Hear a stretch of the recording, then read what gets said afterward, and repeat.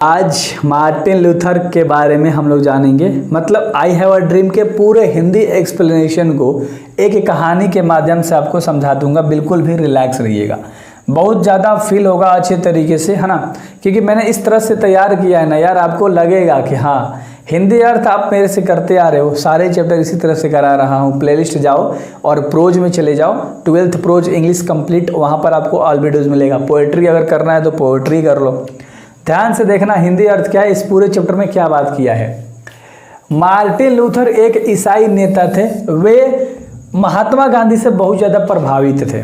देखो ये जो चैप्टर है ना, एक भाषण है, एक स्पीच है, और इसमें कार्य और मतलब काले और गोरे लोगों के बारे में भेदभाव है। तो उसी भेदभाव को ख़त्म करने के लिए मार्टिन लूथर किंग जूनियर प्रयास कर रहे थे। मिसिसिपी एक जगह था, निगरों के लोग थे, तो वहाँ पर बहुत ज़्यादा भेदभाव था। अब पूरे जब चैप्टर पढ़ोगे मज़ा आ जाएगा। मार्टिन लूथर एक ईसाई नेता थे और महात्मा गांधी से ज़्यादा प्रभावित थे। यह अहिंसा के मार्ग को अपनाए थे। इन्होंने ही मतलब अहिंसा के मार्ग को अपना लिया, इसलिए इन्हें ब्लैक गांधी के नाम से जाना जाता था, क्योंकि ये काले थे। मार्टिन लूथर किंग जूनियर मतलब काले थे, मतलब सांवले से भी थोड़े से काले टाइप से, तो इनको ब्लैक महात्मा गांधी कहा जाने लगा, यानी काला महात्मा गांधी। 1964 में इनको नोबेल पुरस्कार मिला, है ना, प्राप्त हुआ। जुआ यहाँ लिख दिया हूँ, सॉरी गाइस। तो इनको 1964 में नोबेल प्राइज से सम्मानित किया गया था। सबसे कम उम्र वाले व्यक्ति थे ये सबसे कम उम्र में नोबेल प्राइज अचीव करने वाले व्यक्ति बन गए थे। जाति अलगाव और भेदभाव को समाप्त करने का प्रयास किया, यानी कि जाति को लेकर और रंग को लेकर ये सब जो भेदभाव थे ना, उन सब को ये ख़त्म करना चाहते थे मार्टिन लूथर किंग जूनियर। तो इतना तो आपको अच्छे से हिंदी समझ में आ गया होगा। आगे देखते हैं। इसलिए 4 अप्रैल 1964 को टेनेसी नामक जगह पर इनको धोखे से मार दिया गया था। कौन मेरे भाई? टेनेसी वाले, टेनेसी है ना, टेनेसी याद रख लेना, बस इतना रख लो कि टेनेसी वाले जगह पे इनको ना मार दिया गया था, है ना। किस लिए मेरे भाई? गन शॉट समझते हो, बंदूक से मार दिया गया था। डेट याद रखना, 4 अप्रैल 1964 को इनको मार दिया गया था गन शॉट से। किंग की रचनाएं इस प्रकार है, यानी किंग ने बहुत सारी चीज़ें लिखा है। इंट्रोडक्शन में मैंने बताया था। स्ट्रेंथ टू लव 1953 में लिखा था, ठीक है। और भी बहुत सारी चीज़ें हैं, देख लो। स्टेट टुवर्ड फ्रीडम भी लिखा है ना। मतलब देखो आज़ादी से मतलब जो लड़ रहे थे उसके दौरान क्या लिखा था? द मोंटगोनी स्टोरी, क्या लिखा था? द मोंटगोनी स्टोरी 1958 में। वाई वी कांट वेट 1964 में, और चॉस और कम्युनिटी 1968 में। तो वे इनके कुछ काम हैं जिसे इन्होंने लिखा था, ठीक है। चलो आगे हिंदी हम लोग अब जानते हैं। आई हैव अ ड्रीम, जो आपका चैप्टर है लाडलो, एक भाषण है। क्या है यह? एक भाषण है, जिसे मार्टिन लूथर किंग जूनियर ने 28 अगस्त 1963 को वाशिंगटन डीसी में लिंकॉन मेमोरियल के सीढ़ी पर खड़े होकर दिया था। याद रहेगा ना, कहाँ दिया था?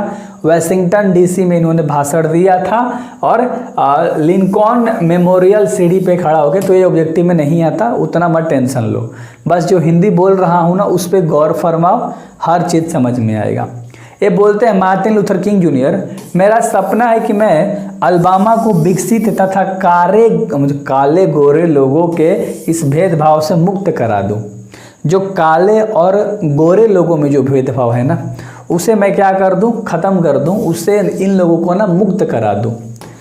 इस भाषण में सामाजिक अधिकार आंदोलन जनता को अधिक प्रभावित किया, यानी कि जो इन्होंने भाषण दिया ना, जनता को बहुत प्रभावित कर लिया अपनी तरफ एक भाषण देके। और किंग अमेरिका के सबसे बड़े वक्ता बन गए, वहाँ के सबसे बड़े स्पीकर बन गए, यानी भाषण देने वाले।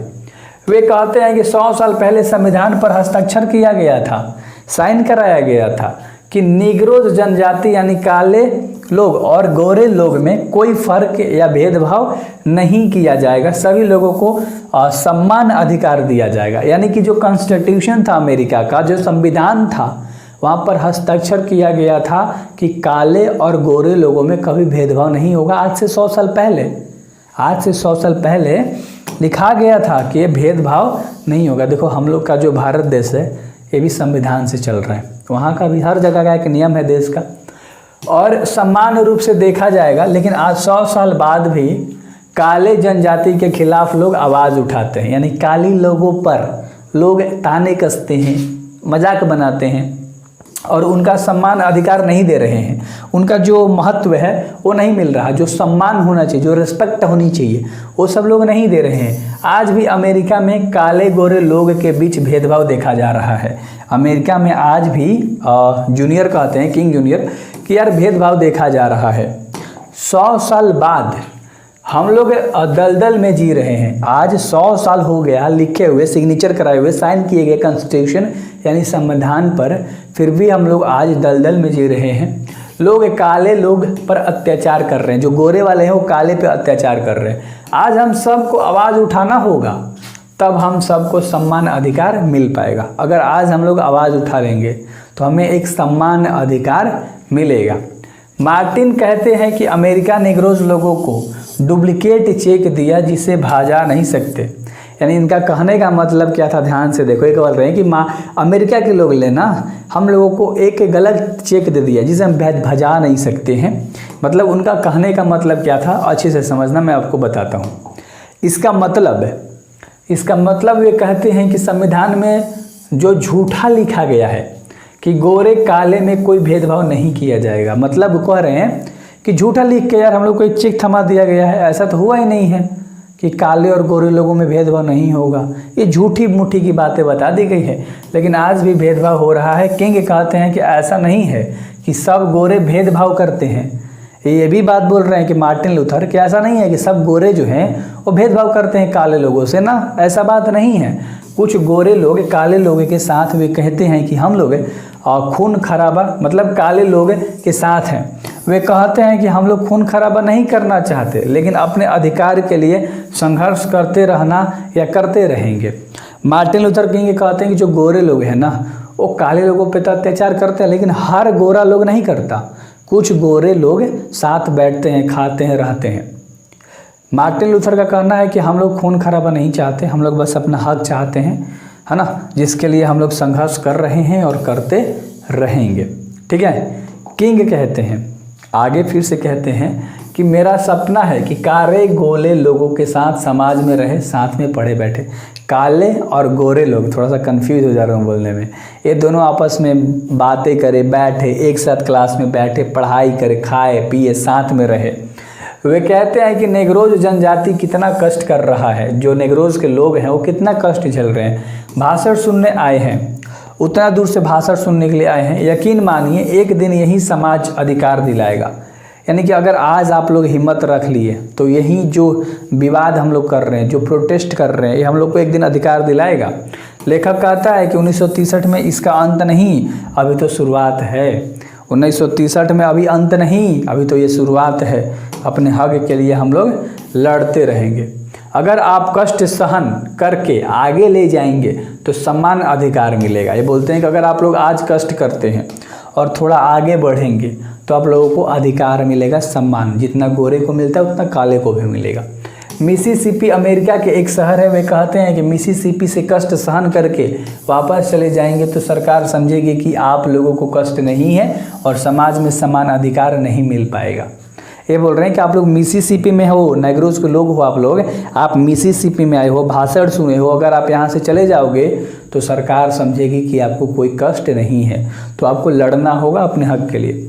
लेखक कहता है कि आपको जब तक लड़ना है जब तक सफल ना हो जाओ। आपको उस समय तक लड़ना है जब तक आप सफल ना हो जाओ, आपको जाना नहीं है। उसके बाद कहता है कि अगर आपको समाज में सम्मान अधिकार चाहिए तो खुद से और समाज के दोनों से लड़ना होगा। मतलब खुद से भी लड़ना होगा और समाज से भी लड़ना होगा। हिंसा से नहीं, अहिंसा से लड़ना होगा। आपको हिंसा से नहीं, अहिंसा से, जो बुराई है, जो गलत हो रहा है हम लोगों के साथ, उससे आपको लड़ना होगा। वे कहते हैं कि जब तक मिसिसिपी वाले को वोट मारने का अधिकार नहीं मिल जाता तब तक हम संघर्ष करते रहेंगे और जर्मन जैसे अन्य शहरों में अभी अधिकार इसके साथ ही मिल जाएगा जहां पर ये अधिकार नहीं है। तो वे कहते हैं कि जब तक अधिकार नहीं मिलेगा ना तब तक हमें लड़ना है। तो वे इनका मुहिम चलाया गया था। आई होप कि आपको इस पूरे चैप्टर का हिंदी समझ में आ गया होगा कि दो लोगों के बीच में भेदभाव है जिसे ये ख़त्म करना चाहते थे। इन्होंने बहुत प्रयास किया।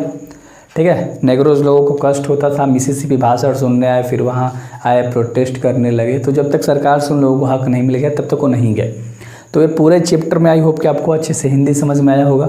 एंड आप प्यार उम्मीद रख लो, एंड आपका भाई है बेहतर तरीके से सारी चीज़ें कंप्लीट कराएगा। सो बेस्ट ऑफ लक लाडलो, जरूर सब्सक्राइब करना।